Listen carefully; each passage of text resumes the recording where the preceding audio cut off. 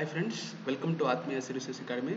This is the 8th video of the UPSC Civil Service questions. So 81st ನೋಡೋದಾದ್ರೆ an artificial satellite orbiting around the earth does not fall down. This is so because the attraction of earth. Okay.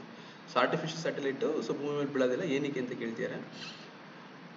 It does not exist at such distance.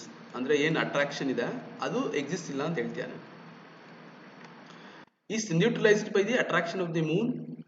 C provides the necessary speed for its steady motion. D provides the necessary acceleration for its motion. So therefore ಇಲ್ಲಿ A statement ಈಸಿಯಾಗಿ ನೀವು eliminate ಮಾಡಬಹುದು because some kind of attraction ಇದ್ದೇ ಇರುತ್ತೆ. ಓಕೆನಾ. So therefore ಈ statement ನೀವು eliminate ಮಾಡಬಹುದು. ಆ ಅಟ್ರಾಕ್ಷನ್ ಇಟ್ಸ್ ಅಟ್ರಾಕ್ಷನ್ ಫೋರ್ಸ್ ಕಮ್ಮಿ ಇರಬಹುದು ಬಟ್ ಎಕ್ಸಿಸ್ಟ್ ಇರುತ್ತೆ. ಸೆಕೆಂಡ್ ಇಲ್ಲಿ ಬಿ ಕೂಡ ಎಲಿಮಿನೇಟ್ ಮಾಡಬಹುದು ಯಾಕಂದ್ರೆ ನ್ಯೂಟ್ರಲೈಸ್ ಮಾಡುತ್ತೆ ಅಂತ ಹೇಳ್ತೇನೆ ಎಲ್ಲಿಂದ ಮೂನ್ ಇಂದ. ಓಕೆನಾ. So attraction it depends on the force. ನಿಮ್ಗೆ ಗೊತ್ತು size of the Moon and earth of the Moon earth size ಬೇರೆ ಬೇರೆ ಇದೆ. ಸೊ ಡೆಫಿನೆಟ್ಲಿ ಇದನ್ನ ಎಲಿಮಿನೇಟ್ ಮಾಡಬಹುದು. ಸೊ ಅದಕ್ಕೆ ನ್ಯೂಟ್ರಲೈಸ್ ಮಾಡೋ ಕೆಪಬಿಲಿಟಿ ಇಲ್ಲ. ಸೊ ಇನ್ನು ಉಳ್ಕೊಳ್ಳೋದು ನಿಮಗೆ ಸಿ ಅಂಡ್ ಡಿ. ಸೊ ಇಲ್ಲಿ ನೆಸೆಸರಿ ಸ್ಪೀಡ್ ಅಂತ ಹೇಳ್ತಾನೆ, ಇಲ್ಲಿ ನೆಸೆಸರಿ ಆಕ್ಸಲರೇಷನ್ ಅಂತ ಹೇಳ್ತಾನೆ. ಸೊ ನಿಮಗೆ ಗೊತ್ತು ಈ ತರ ಆರ್ಬಿಟ್ ಸ್ಯಾಟಲೈಟ್ ಭೂಮಿ ಸುತ್ತ ತಿರುಗೋದಕ್ಕೆ ಆಕ್ಸಿಲರೇಷನ್ ಇಂಪಾರ್ಟೆಂಟ್, ಸ್ಪೀಡ್ ಇಂಪಾರ್ಟೆಂಟ್ ಅಲ್ಲ. ಸೊ ಅಂದ್ರೆ ನೀವು ಪದೇ ಪದೇ ಆಕ್ಸಿಲರೇಟ್ ಮಾಡಬೇಕು. ಓಕೆನಾ. ಐ ಥಿಂಕ್ ನೀವು ರಾಕೆಟ್ ಸ್ಯಾಟಲೈಟ್ ಲಾಂಚ್ ಮಾಡೋದೆಲ್ಲ ನೋಡಿದ್ದೀರಾ ಅನ್ಸುತ್ತೆ. Acceleration is very important. So therefore here the answer is D 81 D. 82 in the context of Indian economy. So in the context of Indian economy on ಕೇಳಿರೋದು. So ನೋಡಿ correct ಅರ್ಥ ಮಾಡಿ. Indian context of Indian economy, consider the following statements. The growth rate. So here on ಮಾತಾಡ್ತಿರೋದು growth rate of GDP has steadily increased. So ಅಂದ್ರೆ continuous increase ಆಗ್ತಿದೆ ಅಂತ in the last 5 years. ಓಕೆನಾ. ಅದೇನು last 5 years ಇಂದ increase ಆಗ್ತಿದೆ. The growth rate, again growth rate in per capita income has steadily increased in the last 5 years. Okay. So friends, ಇದು ತುಂಬಾ common sense question actually ಹೇಳಬೇಕು ಅಂತಂದ್ರೆ ಇಲ್ಲಿ ಮಾತಾಡ್ತಿರೋದು ಗ್ರೋತ್ ರೇಟ್ ಬಗ್ಗೆ. ಓಕೆನಾ. ಸೊ ಗ್ರೋತ್ ರೇಟ್ ಸ್ಟಡಿ ಇರೋದಿಲ್ಲ ನಾರ್ಮಲಿ. 1 year 10% ಇರುತ್ತೆ, 1 year 5% ಇರುತ್ತೆ, 1 year 6% ಇರುತ್ತೆ. ಅಬ್ಸಲ್ಯೂಟ್ ನಂಬರ್ಸ್ ಅಲ್ಲಿ ಇನ್ಕ್ರೀಸ್ ಆಗ್ತಿರುತ್ತೆ. ಓಕೆನಾ. GDP ಇರ್ಬೋದು, per capital income, but growth rate normally study ಇರೋದಿಲ್ಲ ಹೇಳೋದು. ಸೊ 1 year 2 year ಅಂದಿದ್ರೆ ಓಕೆ ಮೇ ಬಿ ಇನ್ಕ್ರೀಸ್ ಆಗುತ್ತೆ, ಬಟ್ ಇನ್ನು ಲಾಸ್ಟ್ 5 years ಅಂತ ಹೇಳ್ತೇನೆ, ಅದು ಬಟ್ ಸ್ಟಡಿ ಅಂತ ಬೇರೆ ಹೇಳ್ತೇನೆ. ಸೊ ಹಾಗಾಗಿ ಈ ತರ ಎಕನಾಮಿಕ್ಸ್ ಅಲ್ಲಿ ಸ್ವಲ್ಪ ಕಷ್ಟ. ಅಂಡ್ ಇಂಡಿಯನ್ ಎಕಾನಮಿ ನೀವು ಯೋಚನೆ ಮಾಡೋದಾದ್ರೆ ಇದು ತುಂಬಾ ಕಷ್ಟ. ದೇರ್ಫೋರ್ ಹಾಗಾಗಿ both are here wrong statement. So therefore answer is D. ಓಕೆನಾ. 82 ಡಿ. ಸೊ ಕೆಲವು ಟೈಮು ಹೌದು ಗೊತ್ತಿರಬೇಕು ಲಾಸ್ಟ್ 5 years ಗ್ರೋತ್ ರೇಟ್ ಎಷ್ಟಿದೆ ಅಂಡ್ ಪರ್ ಕ್ಯಾಪಿಟಲ್ ಇನ್ಕಮ್ ಎಷ್ಟಿದೆ. ಸೊ ಆ ಡೇಟಾ ಎಲ್ಲ ನೆನಪಿದ್ರೆ ಓಕೆ ಮಾಡಿ, there is no problem in that. But ಆದ್ರೂ ನೀವು ಲಾಜಿಕಲಿ ಗೆಸ್ ಮಾಡಬಹುದು. ಈ ತರ ಗ್ರೋತ್ ರೇಟ್ಗಳು ಕಷ್ಟ. ಓಕೆನಾ. Absolute numbers GDP number increase ಆಗಿದೆಯಾ? ಆಫ್ ಕೋರ್ಸ್ ಡೆಫಿನೆಟ್ಲಿ ಇನ್ಕ್ರೀಸ್ ಆಗಿರುತ್ತೆ. ಅಬ್ಸಲ್ಯೂಟ್ ನಂಬರ್ಸ್ ಅಲ್ಲಿ ಪರ್ ಕ್ಯಾಪಿಟಲ್ ಇನ್ಕಮ್ ಆಗಿದೆಯಾ? ಬಟ್ ಇನ್ಕ್ರೀಸ್ ಆಗಿದೆ. ಬಟ್ ಆದ್ರೆ ಲಾಸ್ಟ್ ಇಯರ್ 10% ಆಗಿತ್ತು, ಈ ಇಯರ್ 10% ಆಗಿರುತ್ತಾ ಅಥವಾ 11% ಆಗಿರುತ್ತಾ? ದಟ್ ಈಸ್ ಸ್ವಲ್ಪ ಕಷ್ಟ. ಓಕೆನಾ. ಸೊ ಹಾಗಾಗಿ year the answer is D. 82 D. So ನೀವು ಕೀ ಆನ್ಸರ್ ನೋಡೋದಾದ್ರೆ 82 D. Now let's come to 83. In India, which of the following have the highest share in the disbursement of credit to agriculture and allied sectors? So therefore ನೀವು ಈಸಿಯಾಗಿ ಇಲ್ಲಿ cooperative banks and micro finance institutions eliminate ಮಾಡಬಹುದು, ಯಾಕೆಂದ್ರೆ they don't have that much of capital. ಓಕೆನಾ. So ನೋಡ್ಕೊಳ್ಳೋದು ನಿಮ್ಗೆ commercial banks ಮತ್ತೆ regional rural banks. So ನಿಮ್ಗೆ ಅನ್ಸ್ಬೋದು regional rural banks meant for the credit to the agriculture and allied sectors. But ಆದ್ರೆ ಅವ್ರ ಹತ್ರ ಕೂಡ ಕ್ಯಾಪಿಟಲ್ ಇಲ್ಲ ಆಕ್ಚುಲಿ ಹೇಳಬೇಕು ಅಂತ ಅಂದ್ರೆ. ಓಕೆನಾ. ಬಟ್ ಹೈಯೆಸ್ಟ್ ಕ್ಯಾಪಿಟಲ್ ಇರೋದಿಲ್ಲಿ ಕಮರ್ಷಿಯಲ್ ಬ್ಯಾಂಕ್ಸ್ ಹತ್ರ.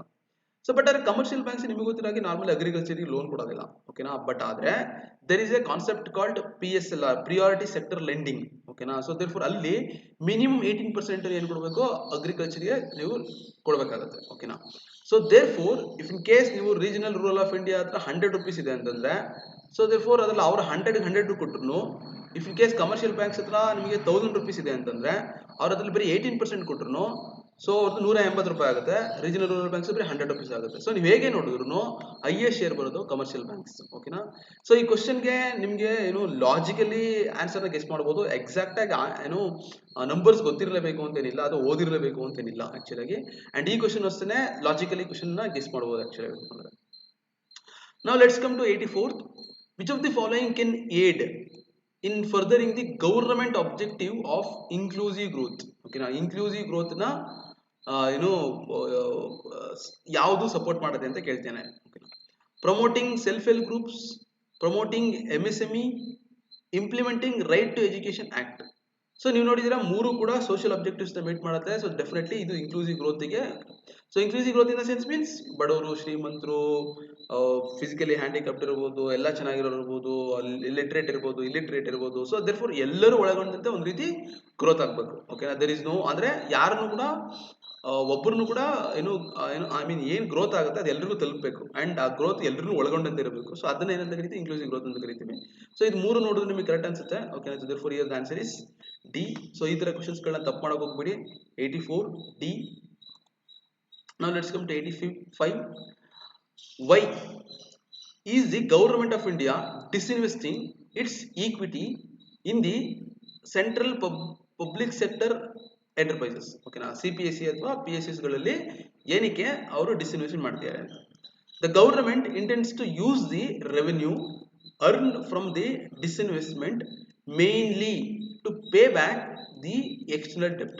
ಓಕೆನಾ. ಸೊ ಅದರಿಂದ ಏನು ರೆವಿನ್ಯೂ ಬರುತ್ತೆ ಅದನ್ನ ಎಕ್ಸ್ಟರ್ನಲ್ ಡೆಪ್ಟ್, ಐ ಮೀನ್ ಏನು ಹೊರಗಡೆ ದೇಶಗಳಲ್ಲಿ ಸಾಲ ತಗೊಂಡಿದ್ರೆ ಅದನ್ನು ತೀರ್ಸಕ್ಕೆ. The government no longer intends to retain the management control of the CPSEs. ಓಕೆನಾ. ಸೊ ನೀವು ಔಟ್ ಆಫ್ 1 and 2 ನೀವು ನೋಡ್ಬೋದು 2 ಇಲ್ಲಿ ಪರ್ಫೆಕ್ಟ್ಲಿ ರಾಂಗ್ ಸ್ಟೇಟ್ಮೆಂಟ್. ಏನಕ್ಕೆ ಅಂದ್ರೆ ಗವರ್ನಮೆಂಟ್ ಈ ತರ ಇಂಟೆನ್ಷನ್ ಏನು no longer intends to retain ಆ ಥರ ಏನಿಲ್ಲ ಆಕ್ಚುಲಾಗಿ. ಇನ್ನೂ ಎಷ್ಟೋ PSU ಅಥವಾ ಸೆಂಟ್ರಲ್ ಪಬ್ಲಿಕ್ ಸೆಕ್ಟರ್ ಎಂಟರ್ಪ್ರೈಸಸ್ಗಳದ್ದು ಇನ್ನೂ ಕೂಡ ಓನರ್ಶಿಪ್ ಗವರ್ಮೆಂಟ್ ಹತ್ರನೇ ಇದೆ, ಮ್ಯಾನೇಜ್ಮೆಂಟ್ ಅವ್ರ ಹತ್ರನೇ ಇದೆ. ಓಕೆನಾ. ಸೊ ಓನ್ಲಿ ಲಾಸ್ ಮೇಕಿಂಗ್ ಕಂಪನೀಸ್ಗಳು ಏನು CPSEಗಳಿದೆ ಅದನ್ನ ಮಾತ್ರ ಅವ್ರು ಮಾಡ್ತಿದ್ದಾರೆ. ಸೊ ದೇರ್ಫೋರ್ ಆಗಿ ನೀವು ಸೆಕೆಂಡ್ ಸ್ಟೇಟ್ಮೆಂಟ್ನ ಎಲಿಮಿನೇಟ್ ಮಾಡ್ಬೋದು. ಓಕೆನಾ. ಫಸ್ಟ್ ಸ್ಟೇಟ್ಮೆಂಟ್ ಆಫ್ ಕೋರ್ಸ್ ನಿಮ್ಗೆ ನೋಡಿದ್ರೆ ಸರಿ ಅನ್ಸ್ಬೋದು, ಏನು ರೆವಿನ್ಯೂ ಬರುತ್ತೆ ಅದನ್ನ ಎಕ್ಸ್ಟರ್ನಲ್ ಡೆಪ್ಟ್. But there are some rules and regulations. ಓಕೆನಾ. ಏನು ರೆವಿನ್ಯೂ ಕಲೆಕ್ಟ್ ಆಗುತ್ತೆ ಅದನ್ನ ಎಲ್ಲೆಲ್ಲಿ ಯೂಸ್ ಮಾಡ್ಬೋದು ಅಂತ. ಸೊ ನಾರ್ಮಲಿ ಇದನ್ನ ಎಕ್ಸ್ಟರ್ನಲ್ ಡೆಪ್ಟ್ಗೆ ಯೂಸ್ ಮಾಡಕ್ ಬರೋದಿಲ್ಲ, ಸರ್ಟನ್ ಕಂಡೀಷನ್ಸ್ಗಳಿದೆ ಆಕ್ಚುಲಾಗಿ. ಅದನ್ನ ಏನು ಕ್ಯಾಪಿಟಲ್ ಇನ್ಫ್ಯೂಷನ್ ಯೂಸ್ ಮಾಡ್ಬೋದು, ಅಂದ್ರೆ ಬೇರೆ public sector banks, public sector ಎಂಟರ್ಪ್ರೈಸಸ್ಗಳನ್ನ ಡೆವಲಪ್ ಮಾಡೋದಕ್ಕೆ, ಕ್ಯಾಪಿಟಲ್ ಮಾಡೋದಕ್ಕೆ. ಅಂಡ್ ದೆನ್ ಕೆಲವು ಬಿಗ್ ಪ್ರಾಜೆಕ್ಟ್ಸ್ ಲೈಕ್ ಮೆಟ್ರೋ ಪ್ರಾಜೆಕ್ಟ್ಸ್ಗಳಿಗೆಲ್ಲ ಕೂಡ ನೀವು ಕೊಡ್ಬೋದು. ಓಕೆನಾ. ಬಟ್ ಈ ತರ ಆಕ್ಚುಲಿ ಕಾನ್ಸೆಪ್ಟ್ ಅದಿಲ್ಲ ಆಕ್ಚುಲಿ ಹೇಳ್ಬೇಕು ಅಂತಂದ್ರೆ. ಸೊ ದೇರ್ಫೋರ್ ಹಾಗಾಗಿ ಇದು ಕೂಡ ನಿಮಗೆ ರಾಂಗ್ ಸ್ಟೇಟ್ಮೆಂಟ್ ಆಗುತ್ತೆ. So therefore 85 the answer is D. ಓಕೆನಾ. ಸೊ ದೇರ್ಫೋರ್ ಇಲ್ಲಿ ನೀವು ಒಂದು statement, I mean second statement ನೀವು ಲಾಜಿಕಲಿ ಎಲಿಮಿನೇಟ್ ಮಾಡ್ಬೋದು, ಬಟ್ ಫಸ್ಟ್ ಸ್ಟೇಟ್ಮೆಂಟ್ ನಿಮಗೆ ಗೊತ್ತಿರಬೇಕು actually. Now let's come to 86, again science question. What is the difference between asteroids and comets? Very simple question. Okay. Asteroids are small rocky planetoids, while comets are formed of frozen gases held together by rocky and metallic material. Okay. Asteroids are found mostly between the orbits of Jupiter and Mars, while the comets are found mostly between the Venus and Mercury. Third one, comets show a perceptible glowing tail, while asteroids do not. So I think ನೀವು third statement ಅಂತೂ sure ಇದೆ, ಯಾಕೆಂದ್ರೆ comets ಗಳು ಬರ್ಬೇಕಾದ್ರೆ tail ಇರುತ್ತೆ. ಓಕೆನಾ. So definitely ಅದು correct ಇರುತ್ತೆ. ಓಕೆನಾ. ಇಲ್ಲ ಅಟ್ಲೀಸ್ಟ್ ನೀವು ಸೆಕೆಂಡ್ ಸ್ಟೇಟ್ಮೆಂಟ್ ಚೆಕ್ ಮಾಡೋದಾದ್ರೂ asteroids are found mostly in the orbits of Jupiter and Mars, ಅದು ಕರೆಕ್ಟ್ ಇದೆ. Comets are found mostly between the Venus and Mercury. So ಇಲ್ಲಿ ಇದು wrong statement actually. Normal comets ಬರೋದು ನಿಮಗೆ Neptune ಇಂದ ಆಚೆ. ಓಕೆನಾ. So therefore normally. ಓಕೆನಾ. ಸೊ ಇಫ್ ಇನ್ ಕೇಸ್ ನೀವು ಯೋಚನೆ ಮಾಡಿ ವೀನಸ್ ಅಂಡ್ ಮರ್ಕ್ಯುರಿ ಹತ್ರ ಇದ್ದಿದ್ರೆ, ಸೊ ಸೋಲಾರ್ ವಿಂಡ್ಸ್ ಇರುತ್ತೆ ಅಂಡ್ ಜೊತೆಗೆ ಅದ್ರದ್ದು ಗ್ರಾವಿಟೇಷನ್ ಜಾಸ್ತಿ ಇರುತ್ತೆ. ಸೊ ಡೆಫಿನೆಟ್ಲಿ ಇಲ್ಲಿ ಕಷ್ಟ ಆಕ್ಚುಲಿ ಹೇಳ್ಬೇಕು.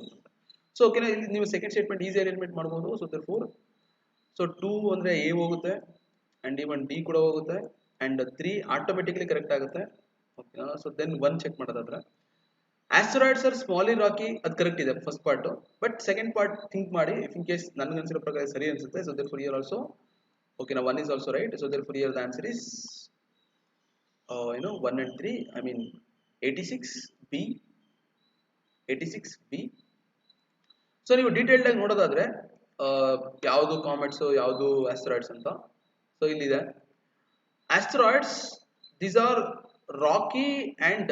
Rakhi airless left over from formation of planets. ಓಕೆನಾ. So after the solar system big bang ಆದ್ಮೇಲೆ ಸೊ ಪ್ಲಾನೆಟ್ಸ್ಗಳು ಯಾವ ಫಾರ್ಮ್ ಆಗಿ ಶುರುವಾಗುತ್ತೆ, ಆ ಪ್ಲಾನೆಟ್ಸ್ಗಳು ಫಾರ್ಮ್ ಆದ್ಮೇಲೆ ಏನ್ ಲೆಫ್ಟ್ ಓವರ್ ಪಾರ್ಟ್ಸ್ ಇದೆ ಅದನ್ನ ಏನಂತ ಕರಿತೀವಿ, ಆಸ್ಟರಾಯ್ಡ್ಸ್ ಅಂತ ಕರಿತೀವಿ. They mostly orbit around sun in the asteroid belt between the Mars and Jupiter. So ಅದೆಲ್ಲೇ ಹೇಳಿದಾನೆ actually Mars and. So therefore ಈ ಪಾರ್ಟ್ ಕರೆಕ್ಟ್ ಇದೆ. And range from the size of the cars to dwarf planets. Okay. But ಇಲ್ಲಿ comets are dirty space snowballs of mostly ice and dust formed during the birth of the solar system. So ಓಕೆನಾ. So ಇಲ್ಲಿ ಹೇಳಿದ್ದೇನೆ frozen gases ಅಂತ.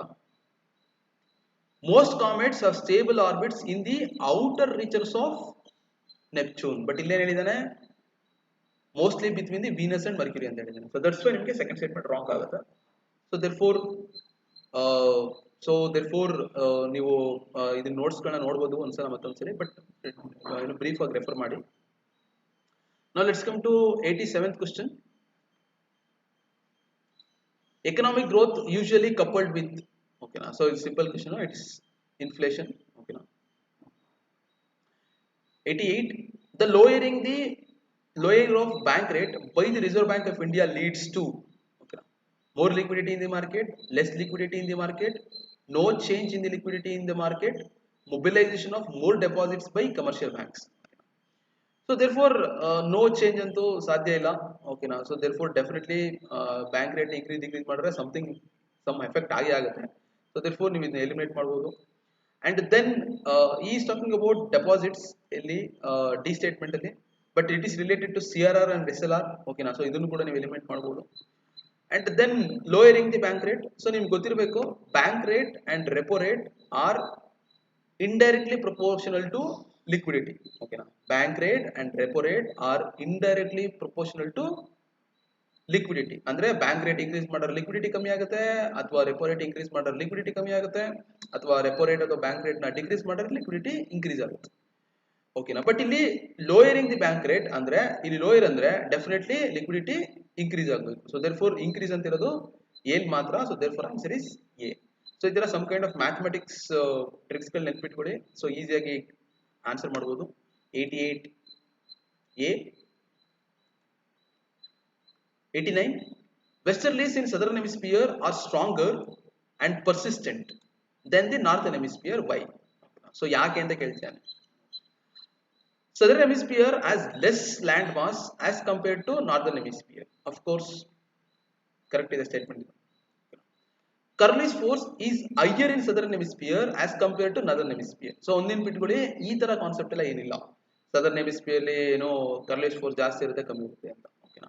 So therefore it's A wrong statement. ಇನ್ನೊಂದು important point ಅಂದ್ರೆ equator ಅಲ್ಲಿ Coriolis force 0 ಇರುತ್ತೆ, pole side ಹೋಗ್ತಾ ಹೋಗ್ತಾ Coriolis force ಇನ್ಕ್ರೀಸ್ ಆಗ್ತಾ ಹೋಗುತ್ತೆ, ಆ ರೀತಿ ಆಗುತ್ತೆ ಅಷ್ಟೇ ಹೊರತು. So it is not depends on the mass of the land mass, ಅದ್ರಲ್ಲಿ ಜಾಸ್ತಿ ಇದೆ, ಇದ್ರಲ್ಲಿ ನಾರ್ದರ್ನ್ ಹೆಮಿಸ್ಫಿಯರ್ ಜಾಸ್ತಿ ಇದೆ, ಅದ್ರ ಮೇಲೆ ಡಿಪೆಂಡ್ ಆಗಿರೋದಿಲ್ಲ. So therefore here the answer is A, 89A. So therefore 89A. Now let's come to last question.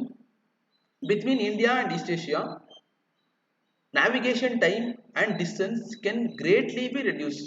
Okay na. So andre India dinda East India ಹೋಗೋದಕ್ಕೆ ಅದು East India ಗೆ navigation time reduce ಮಾಡಬಹುದು. By which of the following?